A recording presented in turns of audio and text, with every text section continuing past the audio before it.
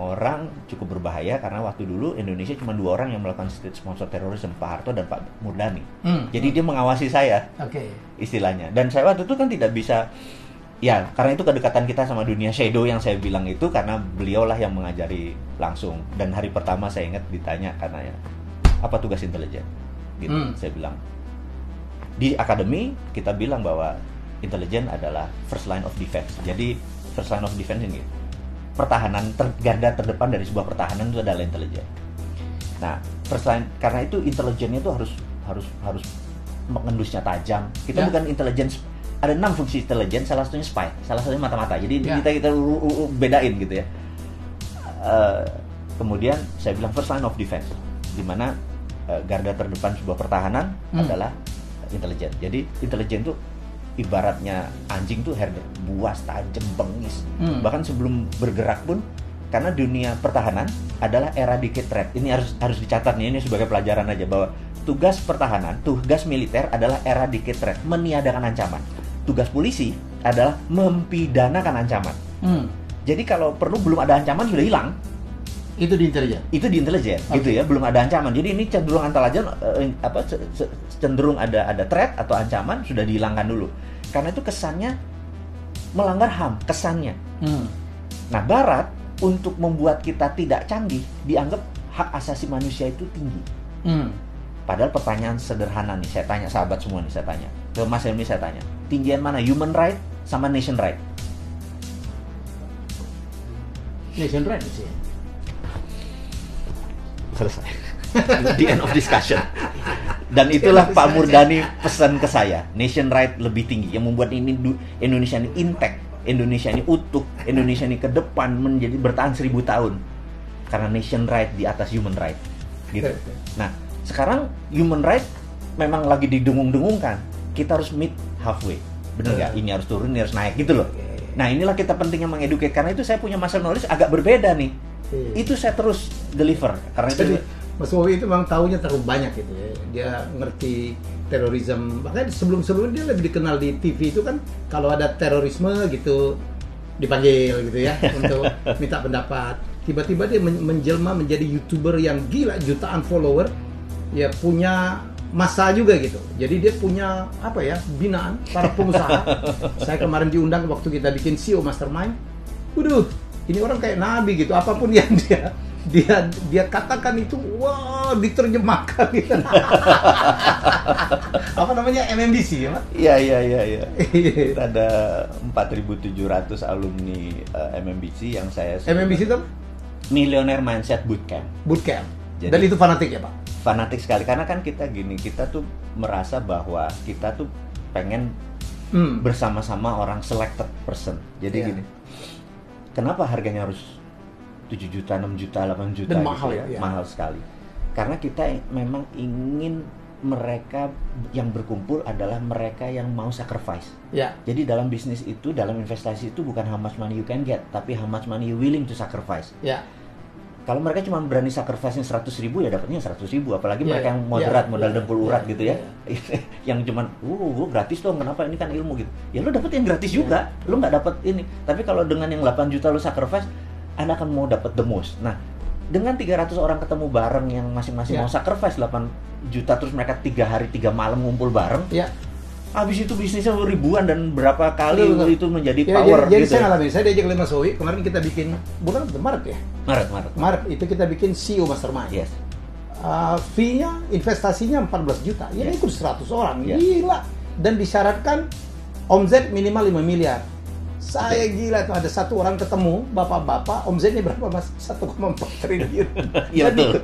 Ikut. Dan fanatik, nggak pernah komplain, nggak pernah ngomong kemahalan gitu. Dan malah waktu itu kita mau bikin kelas lagi tentang how to do the pitching gitu. Ya, komunikasi. Itu langsung penuh tuh ya. Nah, ini pitching tuh penting sekali karena bagi teman-teman pebisnis, kita tahu dari 1.000 orang hanya 17 orang di Indonesia yang pebisnis. Tapi pebisnis kita ini kita pengen scale up. Betul. Iya kan, kita pengen scale up. Nah, kelemahan yang paling kita berdua kita udah mereview dan nanti teman-teman nanti kita pengen contribute ke teman-teman adalah kelemahannya adalah di pitching. Karena pitching itu harusnya dengan kurang dari 5 menit investor udah dapat aha momennya. gitu kan. Atau bahkan kalau lebih powerful lagi 3 menit. Udah cuma 3 menit dapat dapat wow.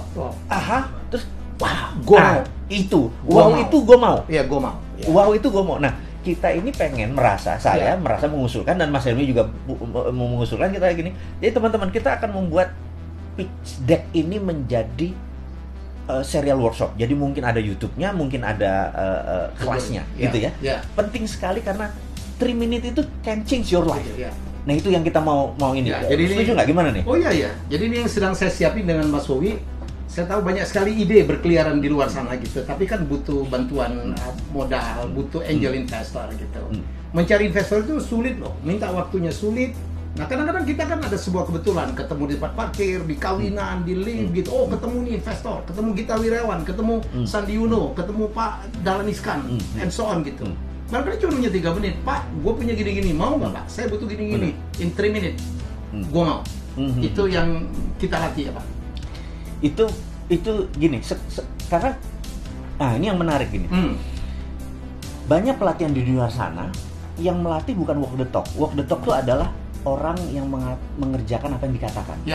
Ini yang sudah melakukan. Yang sudah melakukan.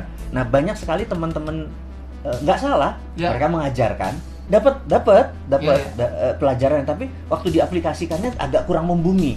Karena ya yang mengajarkannya berilmu, tapi bukan berpengalaman. Nah, kita tuh ingin teman-teman nanti kalau join adalah yang mengajarkan adalah berilmu dan berpengalaman. Apa yang kita datengin benar-benar tadi seperti Pak Gita Wirjawan yang kita datengin, Mas Irwan Musri, kalau benar-benar orang yang benar-benar do the talk gitu ya. Sandi Uno gitu. Ini yang kita pikir mereka jadi saya tuh kalau invest semua yang kayak gini. Sisi lain. Jadi beliau ini coach juga gitu. Ya kan. Waduh, pengikutnya luar biasa dan dirawat sama beliau gitu. Wah, sabdanya beliau itu dibahas gitu. Ini kata coach kita gitu.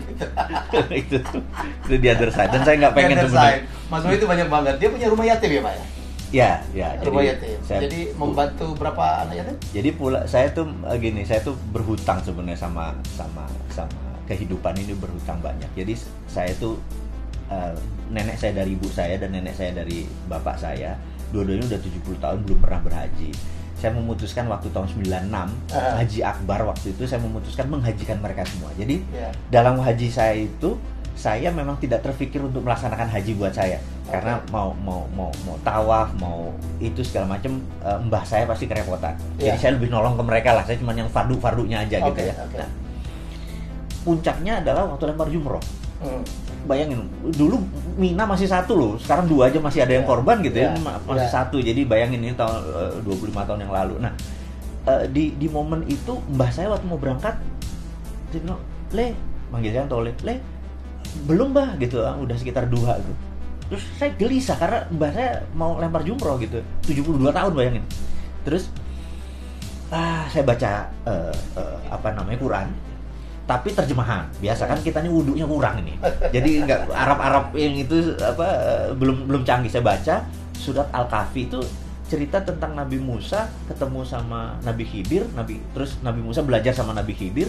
Terus intinya Nabi Musa gagal karena banyak nanya gitu kan, padahal syaratnya nggak boleh nanya. Nah, akhirnya dibuka sebuah rahasia sama Nabi Khidir, kenapa harus memperbaiki rumah yang Nabi Khidir bilang itu milik anak yatim, dan dia anak yatim itu ada harta. Sambil stabilo, anak yatim ada harta. Saya stabilo uruk-uruk gini. Ini menarik nih, ini kan password versi saya ya. Versi saya beragama, saya bukan orang pintar. Walaupun yang pesantren kan mbah-mbah saya yang ngajari saya, ini password nih, saya nggak usah analisa lagi, nggak usah pakai arti-arti. Saya pikir, terus saya kaul, saya tuh punya 11 toko namanya Mirah gitu ya. Toko swalayan, dulu kan tokonya belum swalayan, dulu toko kelontong tuh kan harus ada yang nunggu, mau beli apa, kayak kongkoh lah, mau beli apa harus kita layani. Toko swalayan masih nggak ada, kita mungkin pertama yang punya 11 gitu ya. Nah, saya niat, dalam hati saya bilang sama, kan adik saya yang ngelola, saya bilang pulang 1 saya mau jadiin rumah yatim deh, gitu, karena di rumah yatim ada harta. Dengan miara anak yatim saya jadi tajir nih. Itu di kepala saya ini trading sama Tuhan, nih saya jahat nih gitu ya. Kemudian udah itu saya taruh, terus saya lihat kok agak sepi. Saya bilang, "Bah, bismillah yuk, berdua berangkat." Saya gandeng mereka berdua. Terus apa yang terjadi? Ini true story, sampai merinding saya. itu di apa kan ada lingkarnya jumroh akobah itu kan ada ini bahasa itu sampai nempel Bismillahu Allahu Akbar jadi cengkling saya bilang kok kosong ya gitu. Udah pulang lagi terus teman-teman jamaah yang lain loh udah jumroh sudah Mbah bisa kosong kok kata Mbah gitu. Mereka kesana balik lagi mana penuh. Saya bilang ngerti nggak something. Nah saya bilang wah gua harus komit nih sama ini. Pulang satunya saya jadiin rumah yatim. Namanya Yayasan Husnul Khotimah awalnya. Terus karena saya nggak ngerti manajemennya, ada sahabat saya dari pesantren Hidayatullah itu yang memanage ini software-nya, ini hardware-nya nih. Nah bertahun ternyata kita sering kelebihan. Jadi kelebihan beras, kelebihan anaknya cuma 47, dapatnya 3 ton gitu. Akhirnya kita ngasih ke Cilember, Cilodong, ngasih ke pesantren-pesantren yang lain. Sekarang ini sudah 90 pesantren yang anak-anak kalau 100-an atau 50-an sekitar 6.000 ya. Karena nyumbangnya ke kita ubah akhirnya menjadi Rumah Yatim Indonesia. Nah, sumbangan ke sini. Yang jadi masalah kita bukan seperti Basnas, seperti rumah zakat yang uangnya dikumpulin. Kita dapat 1 miliar bulan itu habis, dapat 2 miliar bulan itu habis karena kita nggak pernah saving. Emang untuk distribute, bukan ngambil terus ambil turunannya. Itu bukan kita banget. Jadi cara ngelolanya ya versi kita, versi Sontoloyo lah. Itu jadi kita punya. Nah, alhamdulillah saat ini baru berapa 6 ribuan kira-kira. 6 ribuan rakyat ya. Nah, tapi kita cuma manajemen dan memberi tiap bulan sih antara 3 sampai 5 miliar sumbangan orang.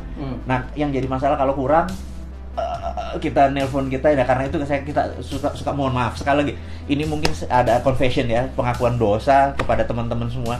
Kenapa saya punya holding di Singapura?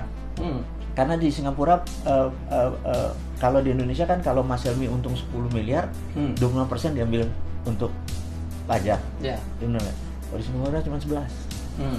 Jadi terkadang saya akuisisi dari sini jadi ada selisih 7% buat Rumah Yatim Indonesia. Dari ngerti ya maksudnya? Ya. Jadi saya sebenarnya transfer pricing, sebenarnya saya nakal, tapi itu bagian saya gini, saya merasa kalau duitnya 10 miliar 25% diambil kan 2,5 miliar. Buat gayus kepala gue nyut-nyutan gitu loh. Buat gayus 1 M aja deh gitu ya buat yang ini gue ambil cara lain. Jadi saya begini ini confession, saya bilang bener kata Mas Helmi kalau nggak dipanggil Mas Helmi saya nggak akan pernah terbuka, saya tetap misterius, saya tetap di belakang, saya tetap orangnya shadow, bener nggak? Di sini saya bukain sekalian confession bahwa kalau short balance-nya anak-anak bilang Pak bulan ini agak kurang, oke, gue harus ngambil dari yang sisi yang sini. Dan nggak semua pajak itu gayus loh, iya makanya itu joke gitu ya, ini joke gitu. Don't take this serious gitu. Tapi saya confessionnya benar. Jadi kadang-kadang kenapa saya punya holding di Singapura karena pendapatan saya di sana lebih kecil. Jadi kenapa orang buat ada banyak bukan saya doang loh. Mas Andi juga paling ada juga gitu ya. Kita nanti kita tanya, kita cek. Why dia punya Panama Paper, why punya kayak gini. Hanya karena selisih. Tapi kalau selisihnya dari 100 miliar kan kroso, Bos. Gitu loh. Lalu seberapa Indonesia Anda, Pak? Menarik pertanyaannya. Seberapa Indonesia? Saya ini berhutang banyak karena 6 tahun saya kuliah kan dibayarin negara. Nah, jadi saya berhutang banyak sama negara ini. Jadi kalau negara minta, misalnya kayak peristiwa 899, Malino, Tentena, tapi di almarhum sahabat saya yang Jose Rizal dari Mercy. Kemudian begitu negara minta saya di peristiwa Sampit, mendamaikan antara Madura dengan Dayak. Waktu itu adalah konflik horizontal pertama di Indonesia. Negara saking nggak ngerti pakai sebuah yayasan minta ke PBB menunjuk yayasan ini dan yayasan ini pun nggak ngerti juga meminta saya untuk mendamaikan 100 Dayak 100 Madura. Kita menggunakan teknik ini dan sampai sekarang saya kalau ke Sampit udah kayak keluarga gitu ya. Kalau ke Ambon juga sama gitu. Dan kalau negara minta di 2004 di mana 26 Desember tsunami, besoknya itu saya sudah di Malabo gitu ya, udah 3 bulan. Nah ini ada sahabat saya yang sekarang ini udah bintang 2 nih, waktu dulu masih mayor gitu ya. Nah yang brother nikahin jangan disebut namanya, nanti jualan dia. Oh iya. Karena itu ada terbukti buat 3 bulan kita di sana, kita nggak tahu dia pangkatnya apa, kita contribute gitu ya. Nanti teman-teman bisa kesaksian. Saya jadi MC nikahin, bukan saya nikahin. Iya oke. Saya nikahin itu lain, beda Pak. Gitu ya. Nah ini kalau negara minta gitu ya, saya pasti pro bono. Jadi apapun yang Anda lakukan sebenarnya memberikan masukan, ya. Saya tidak menyebutnya kritik, itu adalah tanda lambang cinta Anda kepada Indonesia. Betul, betul. Jadi gini, saya itu merasa ini versi saya, tapi mungkin saya kebablasan mencintai Indonesianya. Saya tuh merasa begini, bahwa saya tuh agak miris begitu negara tuh berhutang. Ya. Maksudnya, kok ngono sih gitu ya? Ya. Dalam bisnis pun kalau bisa equity call kan? Ya. Jangan ada equity gitu dong, jangan debt langsung. Jangan debt gitu loh. Ya. Nah, equity itu artinya kan pakai aset. Nah, saya itu merasa Indonesia itu punya namanya sovereign wealth, kekayaan sovereign wealth. Nah, Aramco itu menginspirasi saya. Aramco Saudi itu menginspirasi saya. Jadi gini, Saudi tahu bahwa cadangan gas dan minyak dia cuma ada 40 tahun ke depan. Dan sekali dibuka itu nggak bisa ditutup. Jadi mereka harus keluarin terus. Ini kejadian kenapa harganya murah ya. Nanti saya akan sampai sana. Apa yang terjadi kalau minyak ini habis? Sementara Saudi ingin 1000 tahun lagi masih ada, gitu ya. Pelajaran kedua, ada negara yang namanya Nauru. Nauru itu ngasih P2O5, fosfat yang dari kotoran burung ya. Kotoran burung. Ya. Dan brother kita satu adalah embassy-nya di sana. Ya. Special envoy. For Nauru. Tanya beliau, itu kalau kita mendarat di sana, itu mendarat di jalan tol. Berhenti dulu jalan tol mendarat begini. Dulu negara itu sangat kaya. Ya. Bahkan toilet papernya mungkin pakai US dollar. Tapi sekarang negaranya bangkrut karena P2O5-nya sudah habis. Nah, Saudi nggak mau P2O5, Saudi nggak mau cadangannya habis terus negaranya. Dia melakukan, kalau di dalam corporate itu namanya corporate action-nya berubah. Berubah dari A menjadi B. Di dalam kayak gini, dalam corona ini kita bisa merubah corporate action untuk survival kan. Nah, dia melakukan country-nya berubah. Yang tadinya petrodolar, jual petrol dapat dolar, dia forward. Dia hitung nilainya 3.000 triliun dolar. Di forward tuh artinya sekian persennya diambil di muka. Dia ubah country action-nya menjadi service country. Karena dia tahu tamu Allah sampai akhir zaman ada. Dia mau ubah itu menjadi income dia nanti. Di forward diambil. Nah, itu namanya sovereign wealth fund. Nah, Indonesia itu kalau diaudit ya, pasal 33 nih. Teman saya Stanley Kelton bilang your country is very smart. Karena bukan hanya punya SDM sumber daya alam. Not very smart. Enggak, smartnya karena pasal 33. Tapi ini tidak diaplikasikan ya. Nah, jadi balik lagi. Nah, kalau kita dengan nikel ya, kita audit. Anggap nikel punya 1000 billion. Koper 1000 billion. Tantalum 1000 billion. Uranium di audit gitu. Nah, kita forward ambil di muka. Ini jadi milik Singapura, ambil di muka. Ini kita ubah menjadi sebuah grand plan kita. Apa? Kita menjadi negara industri kah? Negara food security, karena yang saat ini semua orang kita harus punya world domination. Kita harus ada yang kita dominasi. Amerika dengan military dominasi, Cina dengan economy domination, Korea dengan heavy industry dan kosmetik ini, terus semua harus ada dominationnya. Nah, kita harus punya. Misalnya kita mendominasi mineral dan batu bara. Karena apa? Indonesia tuh dikaruniai suatu hal gini. Kalau brother punya bola dari plastik, diputer, terus dalamnya kasih glitter, maka glitter itu akan nempel di tengah. Nah, mineral itu sama. Miliar di ekuator itu memang hukum alamnya. Kalau dulu kita SMA, kita harus ngafalin tabel periodik. Kita hari libur nanti kita rebus kubis Prancis gitu kan, HELE gitu kan. Besok minggu cari Sri Bagian. Saya nggak tahu teman-teman masih ingat nggak pelajaran fisika itu, kimia itu. Nah, ini semua ada, mulai dari yang berat, yang ringan, yang rare earth, yang segala macam ada. Nah, itu diaudit. Itulah menjadi power kita untuk printing money. Kan kesel kita kalau, bos, lo tahu nggak ini peluang? Bener nggak? Sesederhana itu. Dan lo punya power. Gue nggak punya power. Gue cuma bisa ngomong-ngomong aja di sosial media. Makanya saya challenge. Semoga ada yang mendengar, Pak. Iya. Saya pikir ada yang mendengar, Pak. Harus.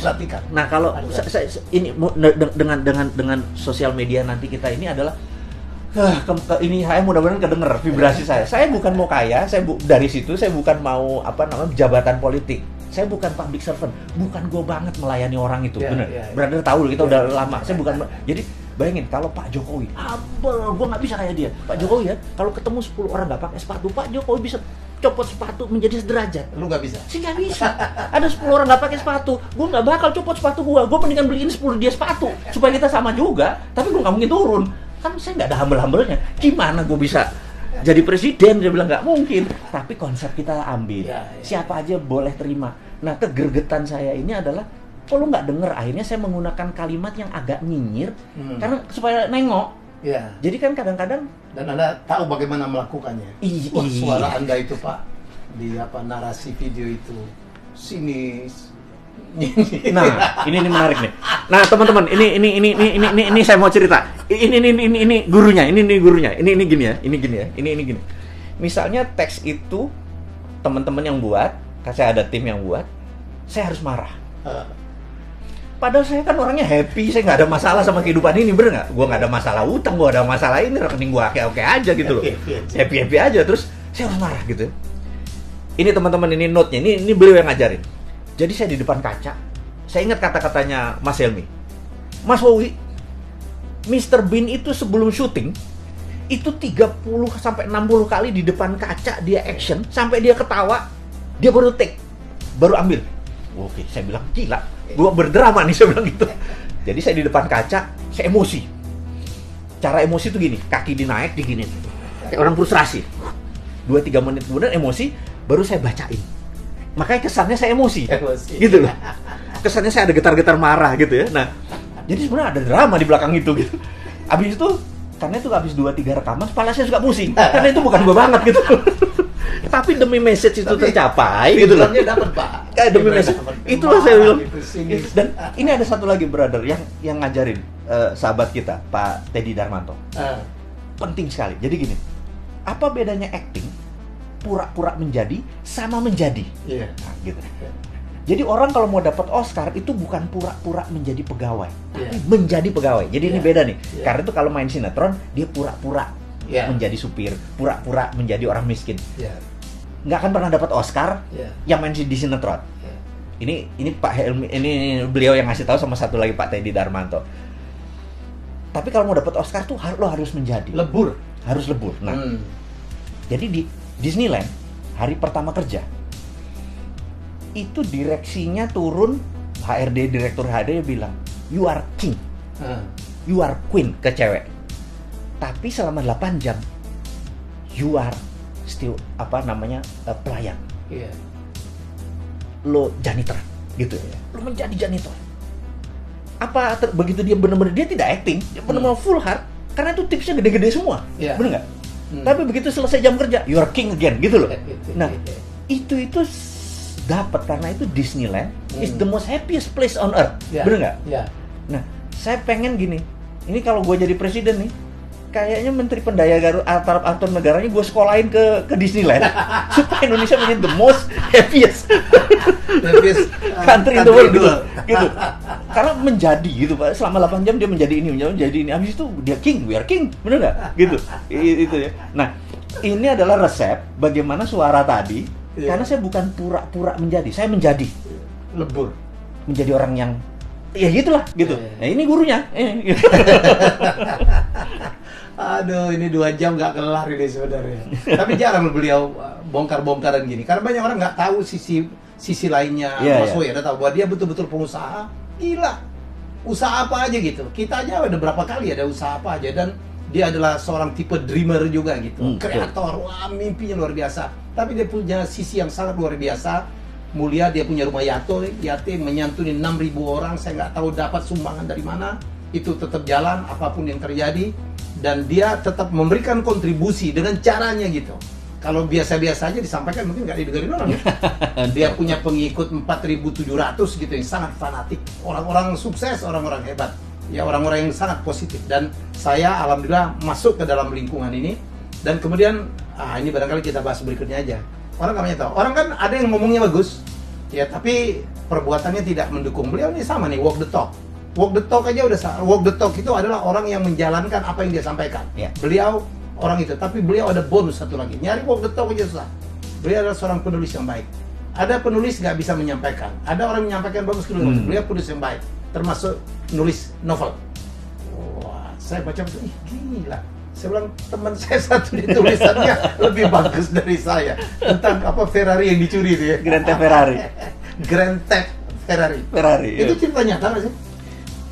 Cerita nyata yang didramatis. Jadi ceritanya itu true story. Jadi sahabat saya dulu namanya I sebenarnya, dia suatu hari dapat, bapaknya adalah titik-titik pajak.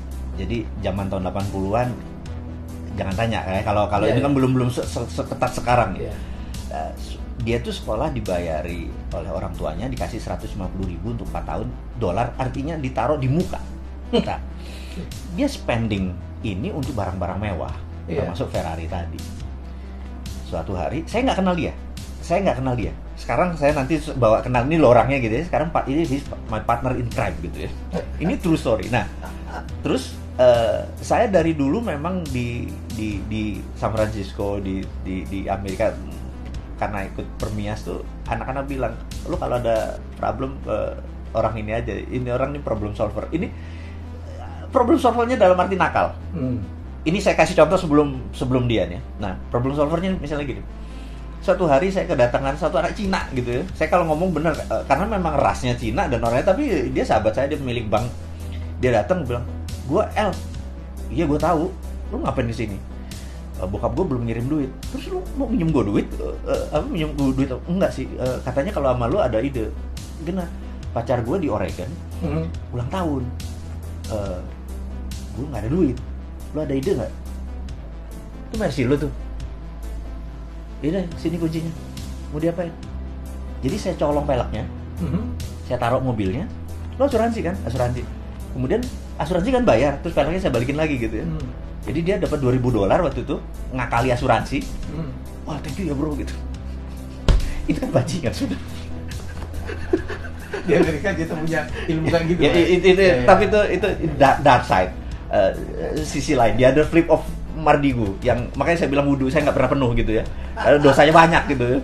Terus, nah ini juga sama. Jadi sudah dari mulut ke mulut kalau ada problem. Nah, tahu ada telepon saya dari Kansas ini, saya bilang, oh iya, gua nggak tahu siapa lu, saya bilang kayak, nggak, gua ada masalah. Ya masalah lu jangan kasih ke gua bisa kasih lu $5,000. Oke, saya bilang kalau $5,000 we are talking, dia bilang gitu. Gini, nyokap gua sekarang di LA, 2 minggu lagi ke Kansas. Kalau dia ke Kansas tahu ini barang, dia ngamuk pasti.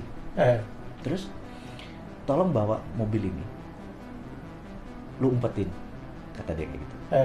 Dah, saya sedang, iya, gua kasih lu $5,000. Kansas SF bro, itu kan 4 negara, 4 time zone kan? Amerika kan hampir 6 kan? Ini 3 time zone gitu. Wah, 2 hari 2 malam nih. Iya, 2 hari 2 malam nih, gitu ya. Terus itu November lagi. Waduh, udah mau musim dingin kan? 5.000 kurang kali, tapi gue tambah di tengah-tengah, gitu. Oke. Saya panggil teman saya si B ini, bro, join apa? Bebelah yuk kita. Oke. Cuman jadi naik pesawat, dibayarin sampai sana, itulah ketemu dia. Bilang, ini kunci, ini fulus, jalan ke Red Ferrari Testarossa gitu ya. Oh, jalan. Kita ada poin ketemu di Tacoma, saya lupa nama daerahnya. 2 jam kira-kira dari Kansas. Kita pakai poin, kling, telepon. Bos, gue udah di sini, gitu, ngabarin. Oh, oke. Klik pas telepon, dia jawab, udah sampai sana, oke. You on your own. Maksud lo apa? 5 menit yang lalu gue laporin bahwa mobil gue kecolongan. Jadi gue mau ambil asuransinya buat nyokap gue, nanti tanya duitnya mana, bener nggak?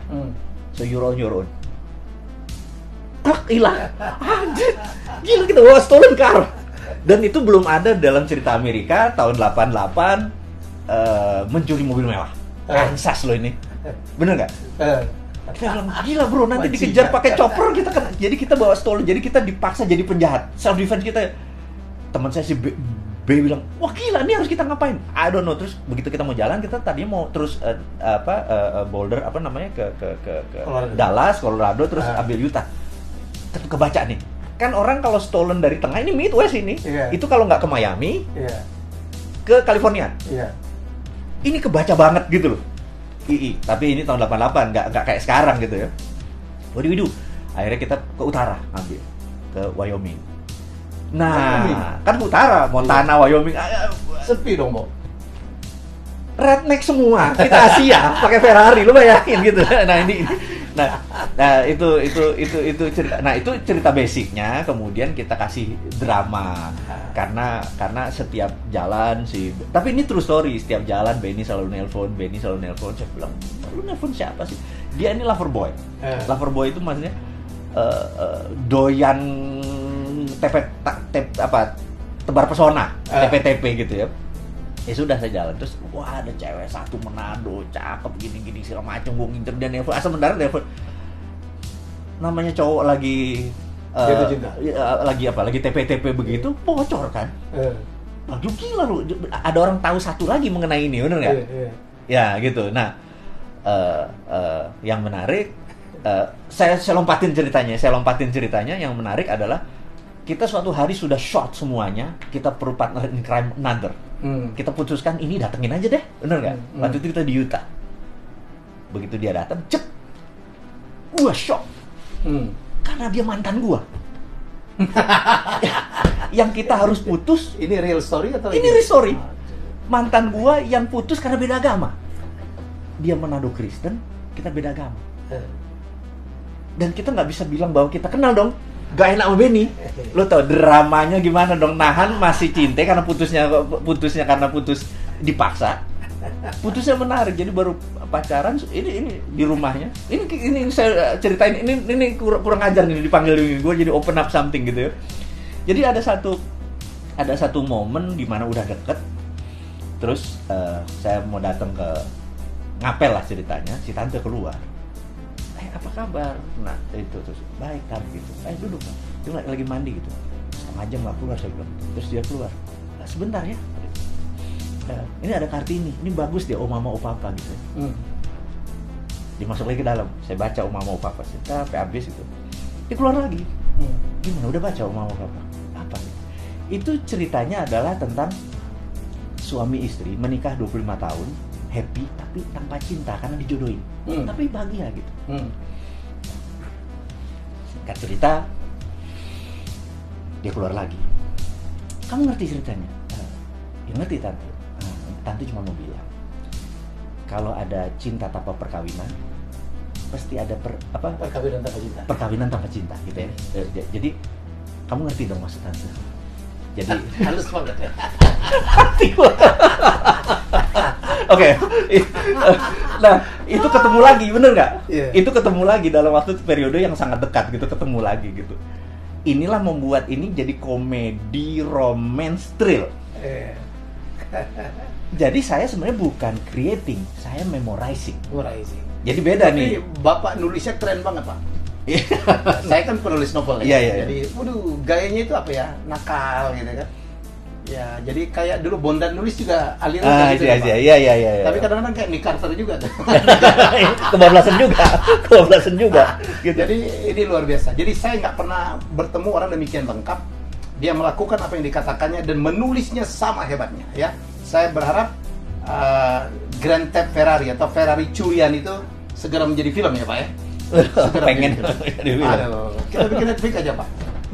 Why not gitu? Itu jadi challenge. Saya kepikiran tadinya mau tahun ini ada sama mimpi saya dengan Mas Wowi berikutnya adalah kita akan bikin trip. Ya saya nggak tahu. Ini saya ucapkan terus supaya ini bisa dikabulkan. Kita akan buat tour dari tour Route 66. Oh, saya bukunya udah lengkap semua. Jadi kita akan tour dari Chicago to LA. Kita drive, kita berhenti, kita bikin film, kita bikin cerita. Thank you Mas Wowi. Thank you. Sayang, thank you. Luar biasa.